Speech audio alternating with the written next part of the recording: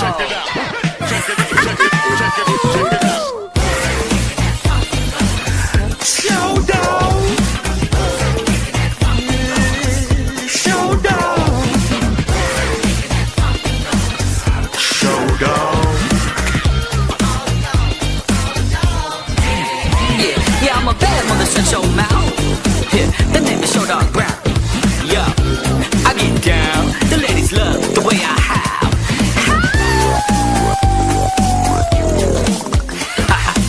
Just fooling around, guys.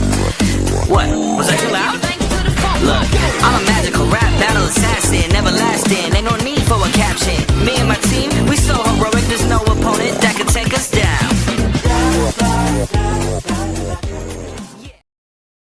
Welcome to another exciting episode of the Superfan Addicts podcast. I'm your host, Ray Showdog Prisby, and we got a great show for y'all tonight. So let's get to it by me introducing our guest tonight. I think we only might have one guest, and that would be Brian Clifton, all the way from Cincinnati. Hey, what's happening, guys? How's it going? Wait, whoa, wait, I'm not the only one. I see somebody trying to cut up. Is that T Twizzle? What's up, man? I'm here tonight. How y'all doing? What's up, Ted? What's up, Ted? I apologize for my tardiness. I had a late session tonight with one of my clients, with a family that I was counseling. So I got you. Okay. They're just coming out of the brickwork tonight. he kind of looked like Freddy Krueger coming out of them bricks. And you see that? You see that thing with the Homer Simpson when he goes into the bushes, like? Yeah. Yeah. Okay. But anyway, hey, back to you, Brian. What's been going on with your Browns backers down in Cincinnati? Well, I just got back from Las Vegas last weekend. That was absolutely amazing. I want to thank the PLC committee and the Browns for flying me out there and putting me up and doing all the tailgating and spending 4 days, losing lots and lots of money, but gaining lots and lots of memories. And you know, growing up my whole life, I heard, man, Raiders fans are buttholes. They're the meanest people on earth. And I'm like, you never been to Philly. But I was like, they were so hospitable out there and so gracious. I walked in, I met Raider Sue right off the bat, and she was like, oh, come in here, have a seat. You want a shot? Can I make you a slider? And I'm looking around going, where's those real Raider people at? Like, what are this? But, man, it was an absolute great time. And then, you know, the chapter's doing very well, very busy with that. And, unfortunately, we're going to lose a viewing location here in Cincinnati with one of our chapters. But, you know, when one place closes, the other one opens up, and we're going to welcome them with open arms into our chapter. And life is good down here in Cincy, except for the fact that they won. So now I have to hear Who Day for next week after not hearing it for 2 months. Okay, so y'all heard it here first. If you lost your Brown backer club in Cincinnati, Brian is the man to see. There you go. Yep, okay. They didn't lose their club. They just lost their viewing location. They're still a club. Oh, okay. I got you. So for a while, y'all might just have to double up location. Yep. Okay. The last 2 games. It'll be good. I got you. So, Big Tim, what's been going on with you? Well, as I stated in, I think, one of the podcasts previously, I got accepted into Ohio State for their MSW program. And congrats. Thank you. I'm considering so I'll be going for a second master's, but I'm considering doing a dual program and earning my doctorate too in social work. So I've been dealing with all of that, all the paperwork and onboarding with this confusing website and talking to advisors and things like that. That's been taking up most of my time, along with just, you know, developing my organization further into the community. That's what I've been busy in my hands with, and just hoping that this Browns can kind of turn the corner for us now that we have Shador in place. Okay. I thought I heard middle, but I guess I didn't. But it sure did sound like I heard her for a second. Oh no, I don't have her on my end. Okay. Hey, so before we get started, this is the month of Christmas, and we got two big Christmas parties coming up. First one is on December 14th, and that's at PJ McIntyre's. That is the West Brown Backers Club with Danny Cleveland, and he has an array of Cleveland Brown alumni players showing up. I'll be there. I'll be auctioning off some things for Bernie's cause. So it's going to be an all around good evening. So if you anywhere in the area of Lorraine, because that's where PJ McIntyre's is, make sure you come on down to the West Branch Brown Backers. Ooh, that's a mouthful. West Branch Brown Backers Club for their Christmas party on December 14th, and it starts at 12:30. The other party, which is 4 days later on the 18th, that would be the Here We Go Brownies party, which is going to be at Southern Tier Brewing Company. And they had a great party last year as well too. So that, and we'll be mentioning more of it as we go on. But yeah, those are two of the bigger. Hey, we said her name 3 times in here, and she popped right up in here. Like a genius. Listen, y'all. What's up, Mama Bear? What's up, y'all? I was actually being daughter bear today. Okay. I had to run and do some things for my mom, so I'm like, oh shoot! I said I came home and jumped in my nightgown. I'm over here eating some broccoli and carrots before I retire for the evening. I'm like, oh shoot! Then Tim hit me up like, hey, you getting on? I was like, oh shoot! I'm just running errands and then. Right. Hey, what's up? Go Browns! I'm ready to ball. Okay, so hey, let's get this party started. So first up tonight, do any of y'all think Coach Stefanski may have lost the locker room? And if he did, before you answer, and if he did, what can he do to get it back? Or What now? do you think Coach Stefanski has lost the locker room? Oh. It's a two-part question. And the second part of that is, if he has, what can he do to get it back? Brian, you're our guest tonight. We're going to let you go first. I don't think he's totally lost the locker room. He still has some love with the players, and a lot of the players love him. I don't know if you saw the Grant Delpit thing today where he got nominated for Walter Payton, but you could just see like that they looked like they were engaged with him and stuff. In that, I don't think he's lost the locker room. I think he gets another year with Barry because he just signed that extension last year. Yeah. You know, a lot of the stuff is a lot of his fault, but a lot of it's not. A lot of it's the front office, and I don't know. I just think they get one more year to try to prove something. If they don't, then I think Haslam's are done with them, and then they pull the trigger. But given some circumstances and some situations, now am I happy with some of the play calling that Stefanski has done this year? No, but I think they get one more year. I don't think he's lost the locker room yet. So basically, you would take another year of this play calling. Fourth and one with the tight end in the backfield, and no, I hate that play calling. That's what I'm saying. I'm not happy with the play calling and some of the calls that they made. Like time out. That wasn't. He's not calling plays no more. Right. I don't know if we could put that one on him. Well, ultimately, he's the head coach, so he can nix that play or call something else and be like, "What are we calling?" But like situations like we're on our own 30 and he decides to punt. We're on like 4th and like less than a half a yard. I don't necessarily. I mean, people are saying we shouldn't go for it. I don't necessarily hate going for it because we have less than like a yard. It was inches. We have Shador. We have Quinshawn Junkins. We have Njoku, and we do a off the wall thing to Fannin who fumbled the. It's like, what was the play? Like, it's just strange at that point. You know, you're playing with a lead in that. Punt the ball, punt it, just punt it, get it out of there. Yeah. Okay. You know, Tim, I see you anxious. With your head down. Go on, get it out. Go on, go ahead. I know it's coming. I mean, I kind of agree. I wouldn't say that he's lost the locker room altogether, but I think he's working on it. I think he's working on it because I think he's mishandled things, and as a player, you start to lose confidence in your coach if his direction is not leading to success. Mm-hmm. It doesn't necessarily mean he's a bad person or a bad guy or anything like that. But I mean, this team is going in the wrong direction. And to me, he should be improving over time. And it's like he's going downward. I do believe that guys do respect him because the guys that have been there for a while like the Petonios and those guys, I believe they respect him because they did win with him at some point. But for this newer rookie class and these younger guys, these guys come from winning programs. They're not used to losing like this. These guys are used to winning, and so I think that if he's not able to turn it around as far as wins and losses, then he'll lose it for good. That's what I think. Okay. Mama Bear. Okay, so when we say losing the locker room, the first thing that comes to my mind is the players, right?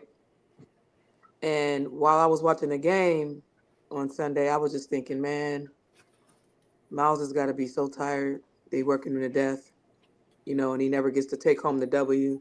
So I know some of those players are getting tired, but I also felt really proud of the way Shedeur did a little pivot on them when they asked him that question about how he felt about the play calling. And he said, no, y'all not about to get me. Basically, you're not going to get me to throw the coach under the bus. Like, that's what we're not. First of all, your question's rude. You're not going to get me to throw my coach under the bus. So I feel like the locker room has a loyalty, right, to one another, to the team. Some of it may be political because they don't want to have the backlash.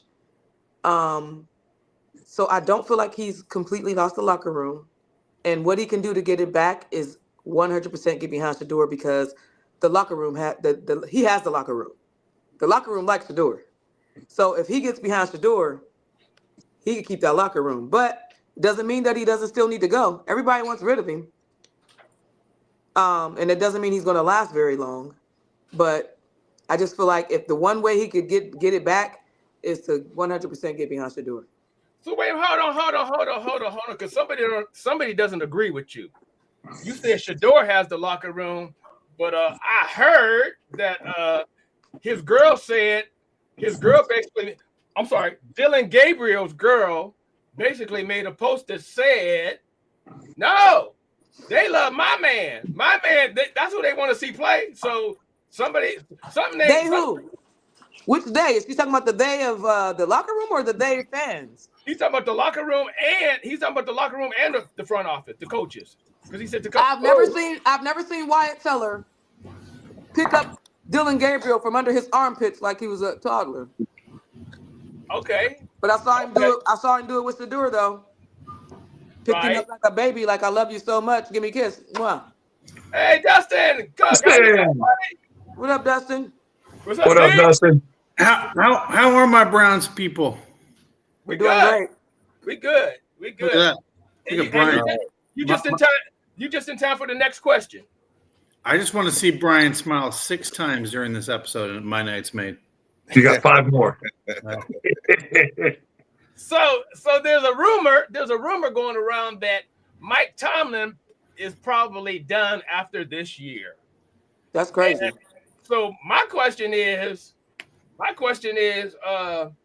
if that was to happen, and if by chance this is Stefanski's last year, obviously everything has to line up. Would you be interested? Would you be interested in Tomlin? And if not Tomlin, who? We're gonna let the new guy, Dustin. We're gonna let you go first, Dustin. Well, a little intel for you. Okay. I think he's safe. I don't think he's going anywhere. That not being Mike Tomlin with Kevin Stefanski. But to the second part of your question, yes, I would be. Give me Mike Tomlin all day long. He's a guy that can get the most out of players. He's been given mediocre players and been able to do more with less in the last 10 years. Now, it's not always got him to the playoff win, but he's definitely been successful over his tenure. But we brought up something very interesting, and I'll just kind of double down on this.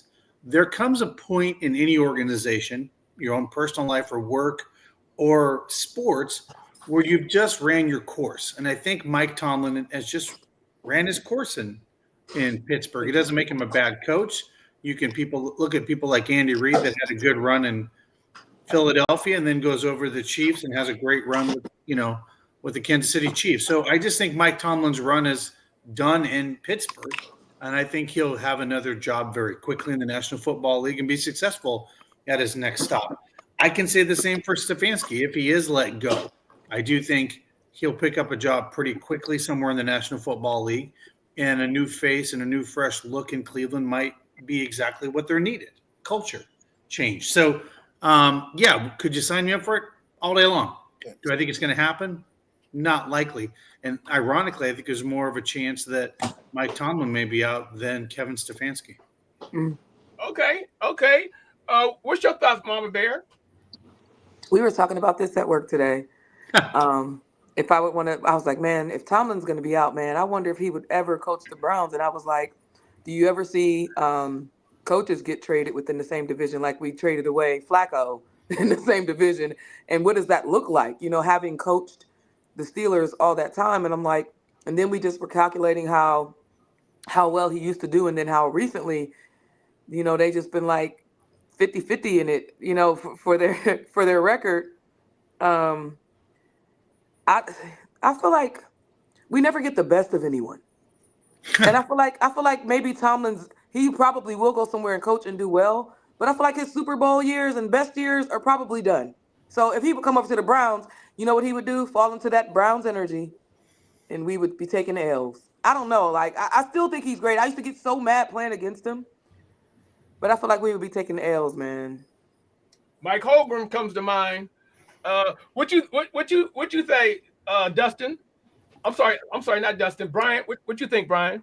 Don't you ever insult me like that again. No, I'm just kidding. That's too smile. I think there's your second smile, Dustin. I don't think Tomlin's getting let go. I mean, he's in his 19th season. He's compiled a 197 and 124 record. He's only had 3 tying seasons. The rest are winning seasons. Last year, we thought they were going to be terrible. They ended up being 10-7. He turns mediocre into gold over there. And if he has one losing season, it's not going to be the end of it. I don't think that the front office of the Steelers are going to go, all right, we're done with you. We're tired. Yeah, at some point it does run its course, and at some point it is. But, even if they finish 8-9 and have his first losing record, I don't think that's enough for them to go, okay, you're out of here. Because they've botched a lot of stuff, including – last year Aaron Rodgers goes down with the injury. Somehow they end up with 10-7.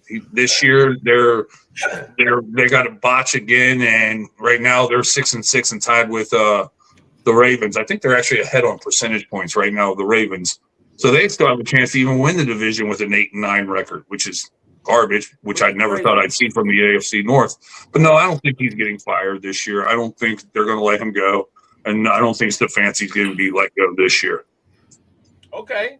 We may have to wait till next year to have this conversation. Hey, Tim Dog. What you about to do? Do what? I would have loved Tomlin, like my sister said. I would have loved Tomlin some years back. I would love for some of this stuff. The kind of thing that steers me away from wanting him now is that the Steelers had a few times to pick Shador as well, and Tomlin passed on him. So I wonder how he would feel coming here. And if he didn't think Shador was a good fit for him there, would he be on here? I don't know necessarily want Tomlin here at this point, even though I think he's a fantastic coach. Who could replace Stefanski if Stefanski were to go? Brian Flores. I would like Brian Flores is a great candidate. Yeah. And there's a couple other guys. John Gruden. We talked about him a couple weeks ago. But as far as Stefanski goes, though, and I would rather this be his final season, and this is why. I mean, even when he hands over the offensive coordinating duties, the play calling, he just doesn't manage games very well. To be this long into his tenure as head coach, he mismanages games like a rookie. Mm-hmm. Just does, and he does it a lot. I just get tired of hearing the same thing every week. We got to coach better. It's like, that's not a remedy. Yeah, maybe we just got to get better coaches. So that part. So of course, better players, but sometimes I wonder if at the college level, when you have these big programs, a lot of times it's like, who has the better horses? And they can compensate for poor coaching because I just have bigger dogs than you. But in the pros, everybody's big dogs. And so when you look at Tomlin, perhaps we didn't see his ineptitude as a coach when he had the horses, when he had Nick Chubb and functional quarterbacks and wide receivers that could actually catch the ball, and an offensive line that could really block and not appear to be wet toilet paper. But now that he has to actually coach, a team that may not have stars like Chubb and veterans on the O-line, now where he's being exposed. Mm-hmm. And we can go back to Tomlin. We've seen Tomlin with no quarterback still have winning seasons. Mm-hmm. We've seen Tomlin with injuries that crippled his defense, still winning seasons. We see them do that time and time again. But also Tomlin's in a position where the organization is very stable. They haven't run through a million coaches and a million quarterbacks over the past couple of decades. Mm-hmm. Mm-hmm. They've had literally 3 coaches since I've been alive. Wow. That's crazy. That's how they function. And so we've got a lot more problems than I think head coach, but I don't think Stefanski is what it's going to take to win a Super Bowl or to even have a functional team consistently, because over these 6 years we haven't seen it. Okay. What's crazy about Stefanski is he's got 43 wins for the Browns right now. He's 2 wins away from passing Marty Schottenheimer, and he's 5 wins away from passing Sam Rigliano for 3rd all time in the Browns wins record. And that's Stefanski. That's crazy to me. Crazy. Yeah, so 5 more wins, and he's the 3rd winningest coach that we've had. And that's So sad. we've had some trash coaches then. But yeah, we've had some really bad coaches. But here's a thing to add to that statistic is not so impressive when you consider how many coaches we've had for such short period of time. Yep. So he's one of the longest tenured coaches we've had as well. He may be 3rd in tenure to those 2 coaches that you mentioned. Yeah, because you got Paul Brown that was here for 20 years? 20 plus years. Blanton Collins was here for 8 years. Rigliano was here for 9 years. Schottenheimer was here. He was only here for 5 seasons, and he compiled 44 wins. Yeah, Stefanski's in 6 years. He's got 43 wins. Those were our most competitive years, I thought, though. Yeah. Man, very good point. I mean, when we came back in '99, we basically regurgitated coaches every 2 years. It was 2 years out, 2 years out, 2 years out. It'd be GM would hire a quarterback or a head coach.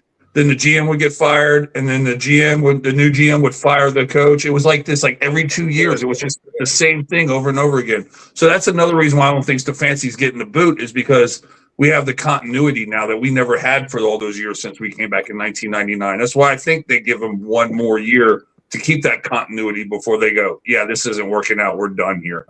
Well, and Brian, to your point along those lines, I think he's getting a free pass this year. Hey, we didn't go for a quarterback in the 1st round. These are backup quarterbacks.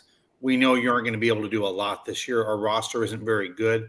Now, if the Browns go out and pick a quarterback top 10 next year, Mendoza or someone like that, and say, okay, look, now you got your quarterback.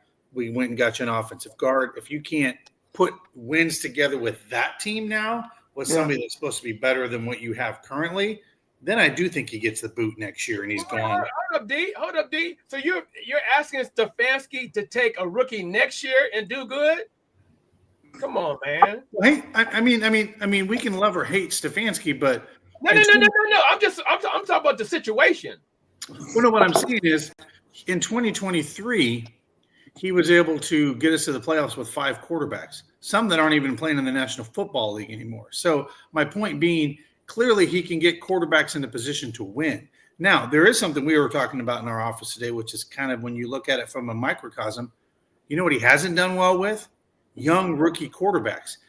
He's been able to put Flacco in a position to win, Case Keenum, Jacoby Brissett. If you look at the guys that he's put in there to run his offense and be successful, they've all been veteran quarterbacks. They haven't. Jameis Winston was one too. Jameis was nice. Yeah, but if you look at, he had veteran quarterbacks that were able to go in there and run his offense. He hasn't been able to really tutor a young rookie quarterback. So to your point, do we trust him to be that guy to do that? I based on the body of work, it tells me no. Mm. All right. Well, hey, great topic, guys, but we can ready to jump over into college now. Big news coming out of Ohio State, and it ain't the news that y'all wanted to hear. Brian Hartline is the new head coach of South Florida. Now you do realize he's been credited with helping Ohio State become wide receiver U. So my question to y'all is, do y'all think this is going to affect the wide receivers coming in going forward? Go on, Brian. I'll let you go first. I'm going first. Yes, sir. All right. I think it certainly may. And the reason for that is Chris Henry still hasn't signed his letter of intent. And yesterday or the day before was signing day. He was all gung-ho about coming to Ohio State and playing for the Ohio State Buckeyes. And now there's rumors swirling that he may elect to go to Oregon now. And that would be a huge blow to Ohio State if that happens. So, yeah, I think it does have a major impact on Ohio State next year and how the wide receiver class goes. Okay. But just to piggyback on that, Ryan Day gave him a call and said, how many wide receivers from Oregon has gone in the first round, and how many has Ohio State had? The answer is 0 for Oregon and 7, count them, 7 for Ohio State. So I don't know if that helps, but Ryan Day got into the conversation real quick. But what's your thoughts, Tim? You think this is going to affect wide receiver U? This is the part we don't know, like the intimate part of it, like what goes into these players' decisions, like who's selling them on going to what university. You know, is the prestige of the university? Is it Brian Hartline? Do they use him to recruit receivers? You know, or does Ohio State have like someone under Brian Hartline? Because we know how it goes. It goes the same way in the pros. As you see someone doing well over a period of time, they elevate. And so if I'm Ohio State, I'm thinking like they probably have someone that was his understudy the entire time that probably doesn't have his name because he's been the guy up front, but that has the similar, you know, whatever routine whatever he's using to train them is still in place. But I got to wonder how much Brian Hartline's name and who he is actually has the power to recruit these receivers. So I don't know. Do I think that it may change the recruiting process? Because I can't put my finger on that. But as far as do I think that if it's going to affect the play on the field and the output from the receivers, I don't think so. Okay. Mama Bear, what's your thoughts? It's got me thinking about what Tim was saying about stability, right? An organization having stability. And I feel like there's stability within the organization of the Ohio State University. I don't think it's going to have a negative impact on their play. Okay. Dustin? Well, I think I have a different opinion on this. And one of my clients is the University of South Florida, and they thought this was a huge get to get Brian Hartline. And I agree, because he is a recruiting machine. And I think that's why he ended up getting the job. So I do think he'll be able to recruit out of Florida, which is a hotbed for high school kids. And if you look at just the track record, and just to talk about this a little bit, continuity is a big thing. There was a lot made of when Stefanski came from Minnesota to Cleveland. He was the one guy in the building that was kind of, well, you can't fire that guy. He's he's kind of the glue that keeps all these guys together. And Hartline has been that guy through Urban Meyer and now Ryan Day, from a wide receivers coach to an offensive coordinator for 9 years in the organization. So I'm going to go a little bit the other way, and I do think this will hurt Ohio State. And you could even tell from the presser, Ryan Day wasn't happy about it. And he goes, he is going to coach through the playoffs, which is a good thing. But he even sees it as a big loss, but a great stepping stone for Hartline to be a head coach someday for a large school as well. But I do think it's going to help University of South Florida for recruiting.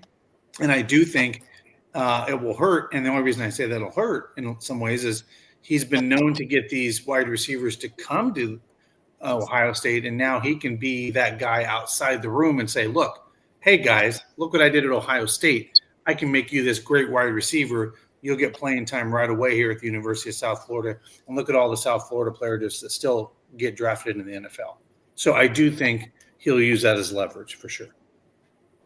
Yeah, see, I'm going the other way because I think Brian. Well, first of all, we're not talking about University of Akron, because if Brian Hartline did what he did at University of Akron, nobody ain't jumping up and down and mad about it.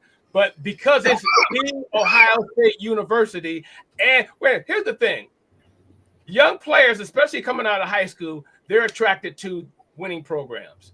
And the one thing that Ohio State has done over the last, I want to say, 10 years, they've been in the national title at least four of those years. So,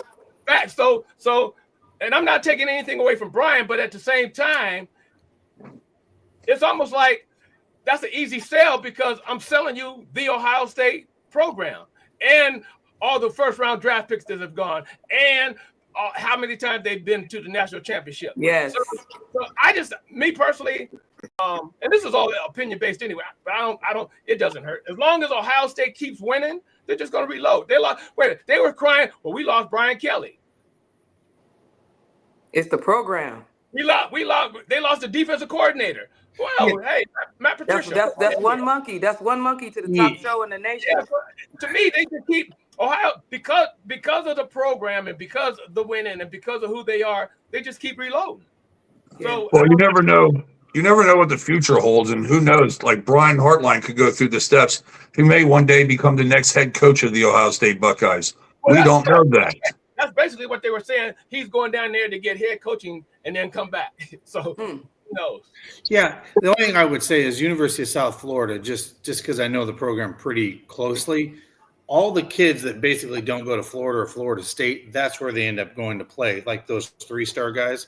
So I think he's going to be able to get some of those higher end players now that USF has not gotten. And they can spend money down there in NIL. So they have, it's Florida money. They have some pretty decent boosters down there. So I would not be surprised if he's able to hook some of these. What's going to be really interesting is to look next year at the portal when these kids are coming out, where they're going, and see what Heartline can do from a recruiting standpoint, because that'll really tell us a lot next year when this recruiting portal and stuff like that comes out. Because, Kelly, I think Kelly's a joke. That's just my personal opinion. I was surprised that Ohio State even hired him. Like, I think Brian Hartline's 10 times the coach that that Kelly is. That's just my pure, honest opinion. I think he's fool's gold. Okay. Hey, Cody, I need you to pull up the first 2 starts of our 2 quarterbacks. That's that. Yeah, that one right there. So my question is to everybody, study that for a second. But what is the first, when you look at that, what is the first thing that jumps out to you? Sacks. Well, wait a minute. Everybody gonna get a turn. Let's go with Tim first. Tim, what's the first thing that jumps out to you when you look at that?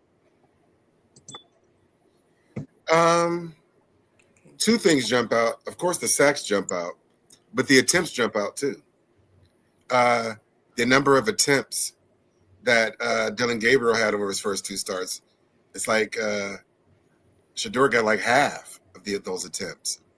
And so we can look at that one of 2 ways. We could either say he gave Dylan Gabriel more of a opportunity to let it fly than Shedeur, or he thought it more practical to protect Shedeur and walk him a little slower because he didn't have a preseason and didn't take first team reps. So, but those are the 2 things that jump off: the attempts and the sacks. Okay. But the attempts could directly impact those sacks too, because if you have more dropbacks, of course, there's more opportunities to be sacked. So it kind of coincides, almost double sacks, double the attempts. So DK, what you say when you look at that? What jumps out at you? Sacks definitely stick out to me, and what I mean by that is that's obvious just from the fact of Shador can be a little more elusive and fluid out of the pocket. As you can see, yards lost, 37 to 54. And actually, that's getting better for Shador. He's, not taking those sacks and loss of yards. So those two alone stick out to me. But honestly, passing yards are pretty close. So that doesn't really, but I would say just the because here's the thing with sacks. When you take a sack behind the line of scrimmage, it just puts your offense and your offensive line even in a bigger hole. And we know how bad the offensive line is. So I just think, to me, when you're looking at both quarterbacks, at this point of the season, unless Shador Sanders just nosedives, he's going to give you the best opportunity to win. Yeah. Okay. Mama Bear. Well, y'all know I can't see the screen whenever y'all pop something up. Okay, that's okay. Brian. I'm sorry, Mama Bear. Well, wait a minute. So, I texted it to you, though, so you should have it on your phone, but don't worry about it. Mm-hmm. so here's the two things that pop out to me. He's got 45 less attempts, and he's got a higher completion percentage than what Dylan Gabriel has. Now, if he had 40 more attempts, would he have 8 sacks? We don't know that. He has less attempts to go back for that. The sacks do stand out to me. They both have 2 touchdowns apiece. The thing that really stands out to me also is the passing yards. I talked to Ray right before we went on the air. But besides Ray, can anybody tell me the longest pass completion that Dylan Gabriel had? 10 yards. 24 yards. He had a 24-yard completion. And that was in that game where he threw it 52 times against Pittsburgh. So that, to me, that is a telling stat right there that, all of his completions are short yards, short passes, short completions for 1 yard, 2 yards, 5 yards, or whatever else. He's got 27 completions and he's got 358 yards, which means he's airing the ball downfield. He hit that, 34-yarder to Fannin for the touchdown in Vegas while I was there. He's hitting it downfield. He's throwing it downfield. He threw it downfield to Judy that we can't really tell. We got to debate whether or not he came up on that and decided not to try hard, or if he really did overthrow his head. There's a conspiracy about that or whatever. But the thing to me, though, is he's getting the ball downfield. He's making his completions, and he's doing it with less attempts than what Dylan Gabriel had.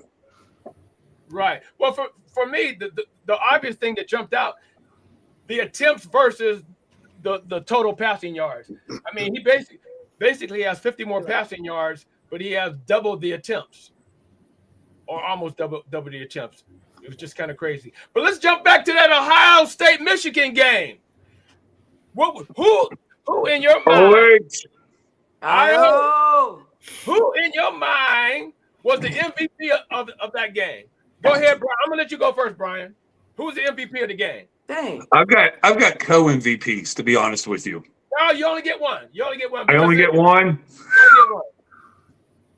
Oh, man. Can we give it to the whole entire defense? Okay, that's fine. Because, my co would have been Justin Saying after that. Because after he threw that interception, he settled down and he had 233 yards, 3 touchdowns, hitting 6 different receivers. But the Ohio State defense only giving up 3 field goals to a Michigan team that's putting up points this year and shut them out in the second half says everything. When they went in that locker room, Ryan Day said, no more points. No more for them. They're done. And they did not get another point after halftime. They shut them down. They stopped their plays. They disrattled their quarterback. And so I would really have to give it to the Ohio State defense. Okay, so we got one Ohio State defense. Tim Dog, who you got? Yeah, that's exactly. I was going to do the co thing too with Saying in the defense. That defense is crazy, man. I was just thinking if a lot of those guys stayed another year, the ones that are eligible to stay another year, this thing would get ridiculous next year. Yeah, so, but yeah, man, I would give MVP to that defense. I mean, they had me nervous in the beginning because it seemed like they were allowing Michigan to have some hope, and hope is big when you're at home, especially in a rivalry game like this. But like you said, after that misstep with Saying, after that, it was brutal, and I enjoyed the rest of that game. Mama Bear, Who's your favorite? I'm gonna give the MVP to Brutus. Let me tell y'all, Brutus made my day, yo. Like, Hey, hold on. Brutus made my day. No, but Time out. You stole my thunder. That was my answer. You can't have Brutus. Go to something. You got to pick something else. I'm giving it to Brutus because Brutus showed out. No, Wait, no. I'm honestly, hold like, on. if I'm giving a sincere answer, I'm gonna give it to saying. Cody, show him the script, Ohio. Show. Hey, I was like,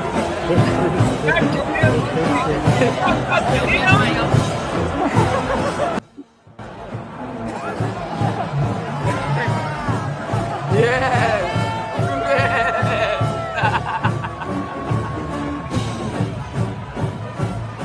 It was how he dotted the I though. He took his sweet talk. Whoever's paying for his, or he should have the rest of his college paid for. Brutus's college should be taken care of for the rest of it. You hear that, Ohio State booster? Pay for that kid's tuition for the rest of the year, because that right there is everything. That was epic. Yo, Brian, they say somebody said that we'll have to check it. Somebody said that Brutus. Somebody said that Brutus is 60 years old. That's not a kid. No. So what they're saying is Brutus. So I did some research after that, right? And Brutus is played by like multiple students at Ohio State. I even put a post on my Facebook that says, "Hey y'all, Brutus is definitely black under there." Just because I saw him like walking through the tunnel, and when I watched his body language, I was like, "This particular Brutus on this day was a black student for sure." Just the way he walked, the shape of his butt and thighs, I was like, "That's a brother under there." So, whatever student played Brutus that day was definitely a black dude. But Brutus is made up of several students that all contribute, and it's not because it can't be just one because they got to get through the whole season. But Brutus is multiple students throughout the year, each year. That's what he's played by. But my real answer, I'm gonna say Saiyan, and I would love to call like a lot of numbers. The reason I'm gonna say Saiyan is because it took a lot of poise and a lot of mental battle to overcome that hostile environment and to recover from that interception. So for him to get his head back in that game and drop some of them dimes he dropped after the interception, I think that was something to overcome. So, and the defense did ball out, but I can't give it to the whole defense. If I'm just going to pick one person, I would say the quarterback did a great job leading his team in a very hostile environment. Okay. DK, you get a turn? I don't think you did. Not yet. All right, go ahead. So I'm going to take a different approach on this because I watched the Ohio State-Michigan last year, and I saw a very timid play calling on behalf of the Ohio State Buckeyes. I'm going to give most valuable player to Brian Hartline. I saw some things aggressively called in this game from an offensive standpoint, like 2nd and 1, where they did some very aggressive things to just kind of like put it down their throat. And that is not something that a Ryan Day-led team has done in the past. And they kind of went in there and kind of took it to them. So I'm going to say the play calling in this game was aggressive looking at it from year to year. Yeah. It was starkly different from the second quarter on. Like they just didn't take their foot off the gas, and they were very aggressive and basically were saying, we are going to come after you and tell you we can't anymore. So I'm going to give it to Brian Hartline because the offensive play calling in this game was pretty badass. Okay. So we got a defense. We got Brutus. We got Brian Hartline. We got Thayen. Well, then if we have to give it to a coach, then I'm giving it to Matt Patricia because last year Michigan blew us out. This year he just shut them down completely. And they were supposed to be a good team this year. So, I mean, I won't give it to the defense. I'll give it to Matt Patricia then. Okay. Hey, we're going to stay in college for a second with this next one. Okay. My question is, one, 2 parts again.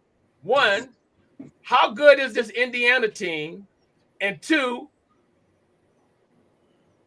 are the Buckeyes going to beat them? Go ahead, Dustin.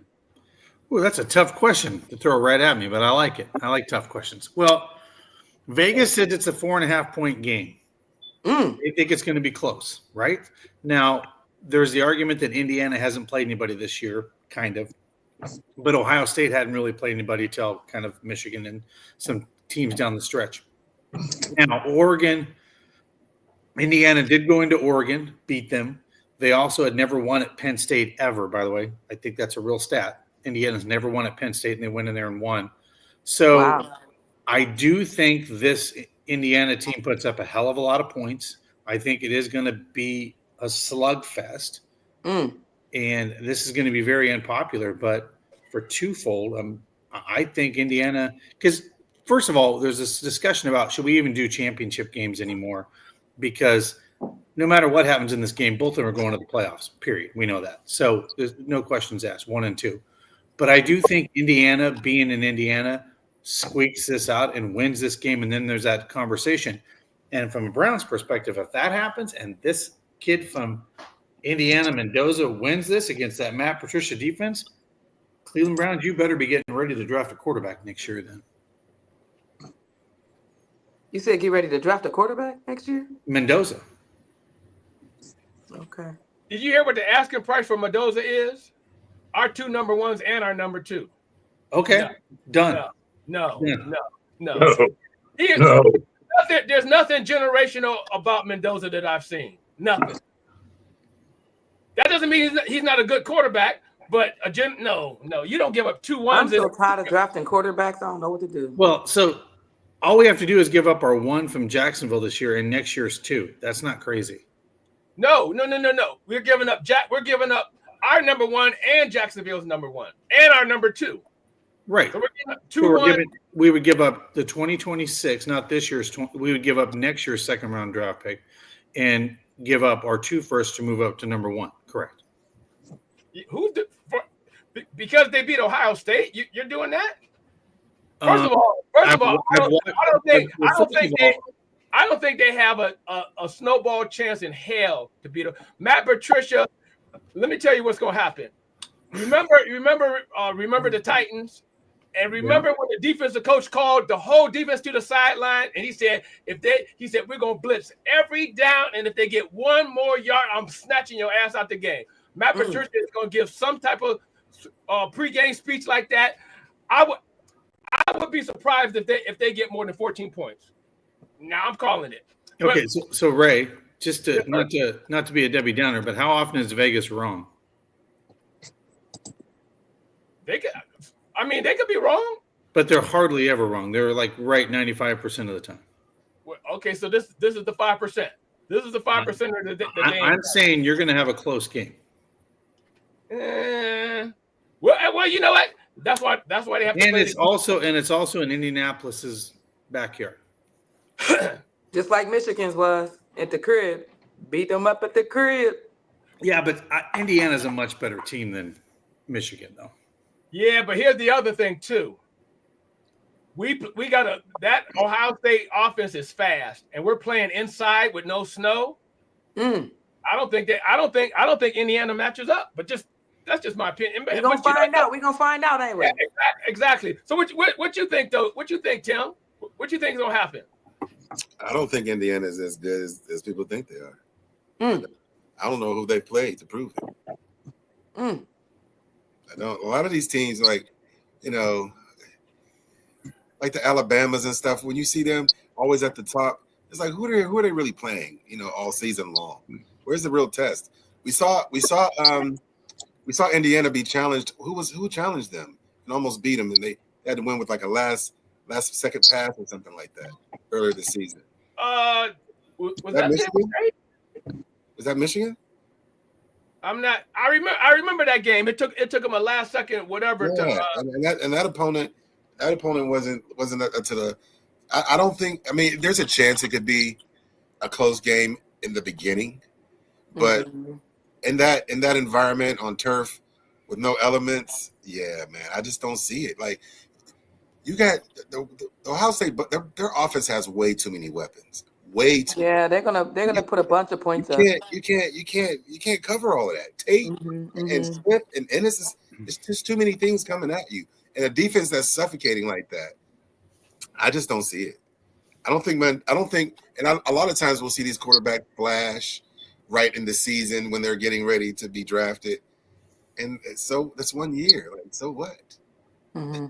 I don't believe him. I don't think Mendoza is worthy of a top pick like that. I just don't think his body of work's that big. So let me ask this question. So if Mendoza balls out and beats Ohio State, what's your opinion of Mendoza? Because I have an opinion about because my opinion is he would have beat a Super Bowl winning defensive coordinator at that point that game plan against him specifically. Yeah, I would think that two things would have to happen. He would have to have the absolute game of his entire life, and Ohio State would have to have pretty much one of the worst games they have. Because we're talking about a defense that this defense has proven over and over and over again that they are not to be fooled with against everyone. And while Michigan is not maybe a good a team as Indiana is, we played them in their place, crazy elements, having off of a losing streak of years in a row. There's just a lot of layers to that. And after throwing a pick and giving them the field position they needed, all of those different things, and you watch after that, they were destroyed after that. Yeah. And to me, it seemed like Ohio State kind of took it easy on them towards the end. Well, I guess my opinion is, who did Ohio State really beat this year? That you can like put a feather in your cap and say that was a marquee win. I think Texas was a marquee win. At the beginning of the season, I believe it was. They're going to be in the playoffs. No, they're out. They're out. They were still a ranked team. You know what I mean? They've been ranked all season long. So, right. And I guess where I go is Indiana had to go into Oregon and beat them by 10 points. You know what I mean? And that's their one loss. Is that, I think Oregon only has one loss, correct? Yeah. I'm not sure. I think you're right. Yeah. So when I compare where they had to go and play, right? Like and by the way, I think Oregon's a better team than Michigan. You know, so when you're looking at the body of work, and that's what they do, right? The body of work. I think that's why Vegas says it's a 4-point spread, because they do think it's going to be a tight game. So I think it has potential to be. I just don't think it will be. What I do know is that Mendoza in Indiana hasn't faced a defense anywhere near Ohio State's. It just haven't. So I'm going to be really excited to see. I want it to be. I mean, I don't want it to be nail biting close because I don't really care for games like that anymore at this age. Is that working? Yeah, I can't take it. The Browns have added too many years to me prematurely. It's difficult for me to be a fan of more than the Browns. I used to have to temper my fanhood for the Buckeyes because I didn't have much left. Yeah. And so I can't really take the nail biters as much as I used to. I do believe it'll be entertaining, but I want Ohio State to beat them convincingly, so there's no doubt. I want 40. I want them to be by at least 2 touchdowns. I just don't see how Indiana can put up points against Ohio State. That's the thing. It's like Mendoza can do whatever he wants. I just don't see how he can put up points against this defense to compete with them, with their offense. I don't see that. Big Brian, what's your thoughts on this subject? Well, I don't think they're going to compete with Ohio State, but I think it's going to be closer than what people think. The notion that Mendoza is going to come out and be a number 1 draft pick and we're going to get him is just insane, because I don't think Tennessee is going to trade with us. And the next 3 picks as of right now today, if the draft was going to happen, is going to be Las Vegas, New York, and the Saints. And all 3 of them need a quarterback badly. So he ain't getting past them to even get to us. So we're not giving up 2 number 1s and number 2 next year. However, they have one common opponent that they played against each other this year, and that was Illinois. And we barely beat – we beat them by 18, but 34-16. They blew them out 63-10 at home. They have the capability of putting up points, but we're going to see what happens this weekend. But I don't think that they're going to beat Ohio State. I think Vegas is a little bit off. I would take Ohio State in the 4. I think they beat them by at least 6 to 10 points, somewhere in that range. But I don't think it's going to be like a blowout. There's a reason why Indiana is here, and they played really good ball this year. You know, they beat number 3 Oregon when Oregon was number 3. They beat Illinois when Illinois was 9. We beat Texas when Texas was number 1, and we beat Illinois when Illinois was 17th. So, where did we play Illinois at? At Illinois. So we beat them at their stadium, and Indiana beat them at home. Is that what you're saying? Yep. Okay, I'll take that. I'll take that. So here's a fun one for you, Brian. If the Browns were to lose this weekend, they would probably propel them from 5-1, because right now Tennessee has the number 1 pick. If we were to lose, Tennessee has 1 win. We have 3. It wouldn't propel them to the number 1 pick. well, at least we'd probably go to number 2, more than likely. Well, it depends on what the Giants do too, because they only have 2 wins. I think But our the Saints only have 2 or 3 wins. Well, if you draft a quarterback that high next year, especially if you've got to give up picks, then But here's the other issue too. Okay, now we've drafted. who's going to block for him and who's going to throw to? Well, here's the better question for you. We draft Mendoza next year. What do we do with Shador? What do we do with Dylan Gabriel? And the better question is, what do we do with the $80 million contract to Deshaun Watson that just got cleared to play this week? What do we do with his contract next year? Because we're not carrying 4 quarterbacks next year. Right. So the quarterback is not our issue. The offensive line and our wide receivers is the issue. We've got a number 3 wide receiver playing our number 1 wide receiver that doesn't want to run after the ball and is number 1 in the league and drop passes at 9. We're not going after a quarterback. We're going after a wide receiver. We're going after offensive linemen. Yeah. Tell him again, Brian. Tell him again. Yeah. So this notion of thinking that we're going to trade off draft picks to go get another quarterback when we have 3 on the roster right now and a 4th one that's coming back, it's kind of, to me, it's a pipe dream. I don't think it happens. No more quarterbacks. We got Dustin got this look on his face. Why in the hell did I come up in here for this? Hey, I'm just telling you, I will bet dinner, and I'll take you all out to dinner, that Cleveland Browns are drafting a quarterback next year. Not in the first round. What round? Because, I mean, they could draft one in the 7th round and you'd be like, I told you. You know me? First. In the first round. All right, where are we going to dinner, y'all? I'll take that. Well, see, I'll take that bet too. Because here's what they're going to do. I want 2 lobster tails. Hey, and Waffle House does not count as dinner either. Nah. right? Nor McDonald's. Here's the thing. I'm gonna wait for the bet, because if the door balls out, we definitely not taking one. Exactly. And he's going to ball out. That's where I'm at with it. Possibility that we That's do. where I'm at. I just love how everybody's shutting him down. The season before I make that bet with you, DK. Because I don't know. I would like 2 lobster tails and a ribeye. And I'm telling you, we're drafting a quarterback. I want a brontosaurus burger. You're taking my sexy ass to Sizzler. Not the Sizzler. Wait. And that's your 5th smile today, so you only get 1 more. I want Ponderosa. Then if he gets Sizzlers, I want Ponderosa. No, Ponderosa wings. No, Ray, we know where you like to go. You like to go to the old Cracker Barrel. We'll go there. No, that's only for breakfast. I need Cameron Mitchell's. There you go. Dustin isn't wrong. I told you, it's happening. It's on. Wait, but hold on. Wait, said the guy who wanted Pickett. Come on, Angel. Well, You know, I think the whole coaching staff was going to have Pickett. well, I love when you count me out. I love when you count me out. My name is in your mouth. Bugging it up. All right, what's our next topic? hey, That's it. I hate to tell y'all, but our hour is up. That's how fun this was. Yeah, exactly. Let's go 12. Dustin brought his dusty butt up in here. Well, let me ask you a question that wasn't brought up on your thing. Does Myles Garrett break the record this week? Yes. Yes. Does he get his 3.5 sacks this week? Yes, sir. Yes. No. 3 sacks don't break the record. I thought he needed 3.5 sacks You need does. It 3.5 ties it. now. 4 sacks breaks it. He'll break it this weekend. Yeah, he'll break it this weekend. Let's go, Miles. No, I don't think he's getting 4. I mean, I would love to see him get 4. Okay, Ray, he's already got a game this year with a better opponent with 5 sacks. He'll get 4 this weekend. But Tennessee's leading the league with sack average of 4 sacks a game. Yep. So wait a minute, hold on. That's crazy. If he breaks the I record, know Ken Ward is 5 games left, 4 games left. Mhm. Yeah.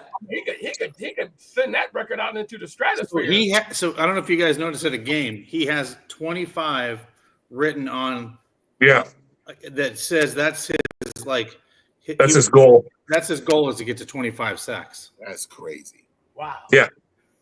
And I hope he does it, because then that makes all the prudence and the traditionalists sit there and go, "Oh, he did it with an extra game." No, he did that with 3 less games. Mm-hmm. Right. Right. Yeah, That's if he breaks very it this weekend, there'll never be an argument. And in the next couple of years, we can have the argument: is he possibly the best defensive player of all time with these kind of things that he's putting on the boards? He is. He's Anytime 20 sacks from moving into 38th place into the top 10. Anytime Lawrence Taylor reaches out to you and compliments you, because Lawrence Taylor, he don't seem to be the guy that gives out compliments very easy. Mhm. Well, did you see what Kettle said? Kettle with the Niners. He goes, dude. Yeah. Yeah. He's like, dude, I'm just in awe watching you. I'm just in awe.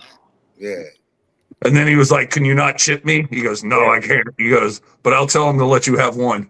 And he got, and by the way, he got the one. Yeah. And then went over and apologized to Brock Purdy. And Brock, did you hear what Brock Purdy said? Yeah. You woke me up. You woke He me woke up. me up. Mhm.